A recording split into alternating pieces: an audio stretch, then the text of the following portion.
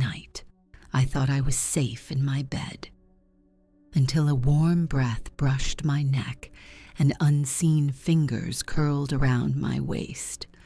Fear tangled with something darker. And what happened next still haunts me. I slipped into bed with a sigh, desperate for sleep, but the moment my body sank into the mattress, I felt it, that strange heaviness that told me I wasn't alone. The blanket clung to my skin, thin against the chill that crawled over me, and as I shifted, my shirt lifted just enough to expose a strip of bare flesh.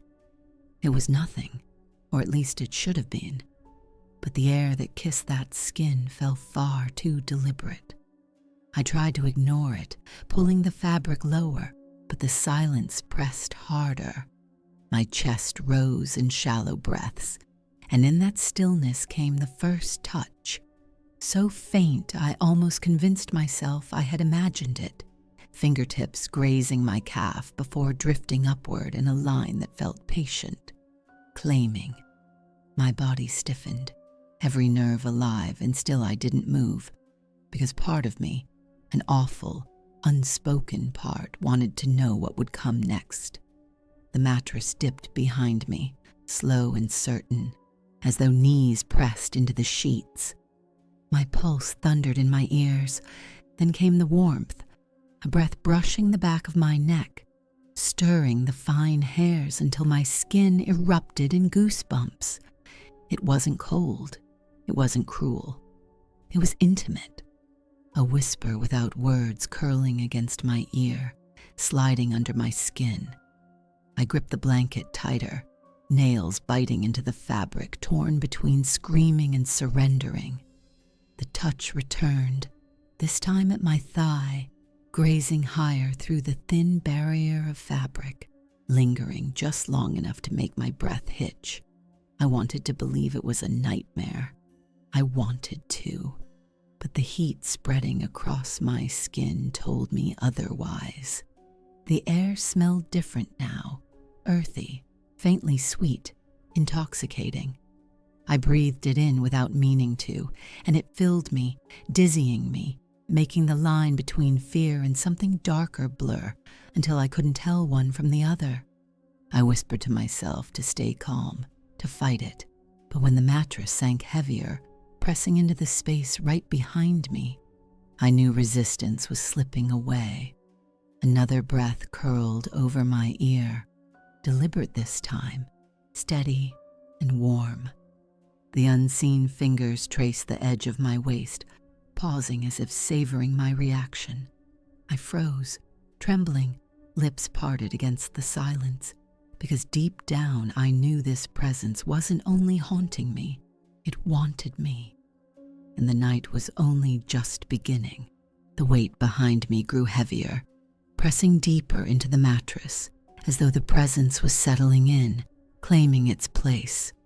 My breath faltered, shallow and uneven, every nerve screaming for me to move, yet my body betrayed me. I stayed still, waiting. The touch came again, deliberate this time, fingers grazing the back of my thigh before sliding higher, pausing just long enough to send a violent shiver racing through me. I wanted to cry out, to beg it to stop, but my lips refused to part. My chest rose sharply, and the whisper of heat against my ear made the silence unbearable. It wasn't random. It wasn't curious. It was possessive.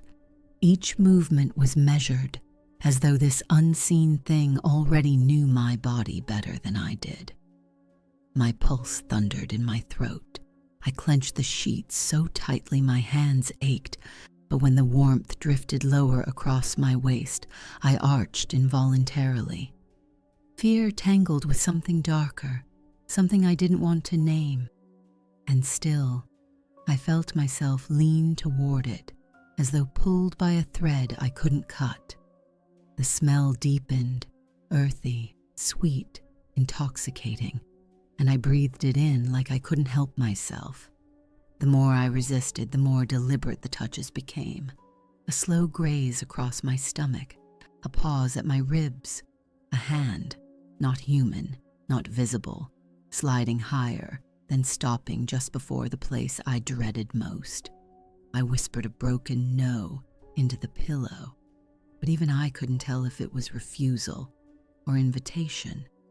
Then came the rehook, because as terrifying as that moment was, the real shock hadn't arrived yet. The mattress dipped harder, weight shifting closer, until I felt the faint pressure of knees against the sheets on either side of me. My body stiffened. I was pinned. Every breath dragged the presence nearer, every gasp feeding its claim. A voice, or maybe just sound, brushed against my ear. Low, steady, almost like a hum. The tone wasn't gentle. It wasn't cruel either. It was something else entirely. Ownership. The single word wasn't spoken aloud, yet it echoed in my head all the same. Mine. My heart nearly stopped. I wanted to deny it, to believe I had imagined it, but the weight pressing against me was real, and the warmth of its breath was too close to ignore. My whole body trembled, caught between terror and a pull I couldn't escape, and just when I thought I had reached the limit, when I believed nothing more could happen, the blanket began to slide. Slowly, deliberately. Tugged by hands I couldn't see, it peeled away from my body inch by inch. The cold air licked across my skin, exposing me, leaving me trembling in both fear and shame. I gasped, clutching at the edge of the sheet, but it was useless. The pressure at my waist held me down, unyielding, claiming. My pulse hammered as my body betrayed me again, arching into the air, surrendering to something I couldn't understand. And in that moment, with the blanket pooling lower and the air thick with heat, I realized the night hadn't reached its worst yet. The presence wasn't finished, not even close. The blanket was gone now, left crumpled at the edge of the bed as the unseen weight pressed harder into the mattress. My breath came in frantic bursts, shallow and uneven, every inhale tainted by the earthy sweet scent that surrounded me. My body trembled, torn between the desperate need to flee and the terrifying pull that kept me pinned in place. The touch was no longer subtle.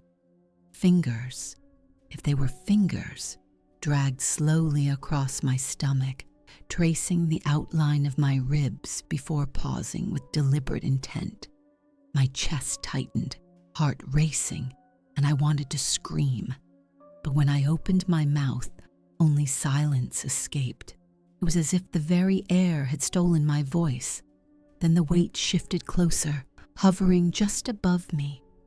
I could feel the heat radiating from something that wasn't human, something I couldn't see, yet it pressed into me as though it had always belonged there. My pulse thundered in my ears. The presence lingered at my neck, breath curling hot against my skin. Every second stretched unbearably long until I thought I would shatter under the tension.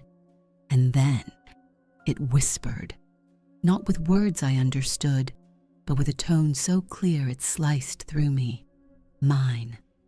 The sound echoed inside my head, vibrating down my spine, leaving me trembling. Fear burned through me, but so did something else, something I couldn't deny no matter how much I wanted to. I tried to fight. My hands clawed at the sheets, my body twisting against the pressure, but it was useless. The more I resisted, the more deliberate the touches became. A slow graze at my hip, a pause at my waist, a heat hovering just above my lips, close enough to taste. I clenched my eyes shut, bracing for what would come next. And then everything vanished. The warmth, the weight, the scent, gone. I gasped, dragging air into my lungs as the silence crashed back around me, heavier than before.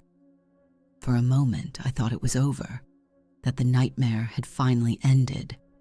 But when I dared to open my eyes, I saw them. 2 deep indentations pressed into the blanket at the foot of the bed. Knees. Perfectly still. Perfectly real. I froze, breath locked in my throat, watching as the mark shifted, dragging slowly toward me. And just before they reached my legs, they disappeared, the fabric smoothing as though nothing had ever touched it. The room was quiet again, too quiet. And even now, every time I close my eyes, I wait for that same voice to curl against my ear, claiming me all over again. Because once something like this touches you, it never truly lets go. Have you ever felt a presence beside you when you were alone? Share your story in the comments. I want to hear it. And don't forget to subscribe to Paranormal Sleep, because the next story might be yours.